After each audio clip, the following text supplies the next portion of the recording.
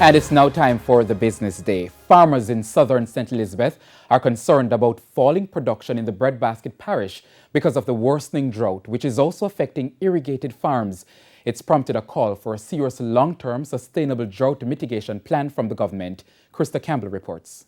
Some people think that use some herbicide to burn the grass, but it's not. It's just the dry conditions.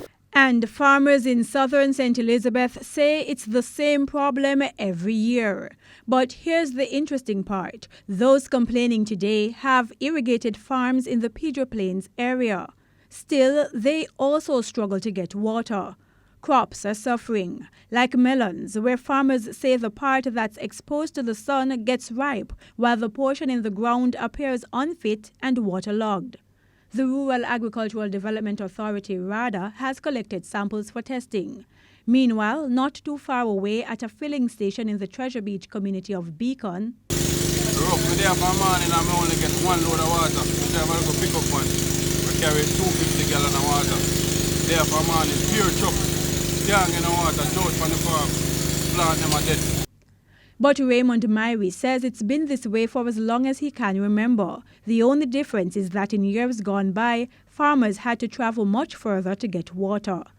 On this 3.5 acres of farmland in Pedro Banks, Junior Ebanks says the drought is preventing his drip irrigation system from reaching all sections of his field.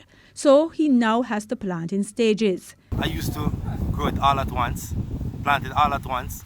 I have to reduce it by 50%, plant half now and half at a later date, because the water that I get from the NIC, it's just not sufficient to irrigate all 3.5 acres at once.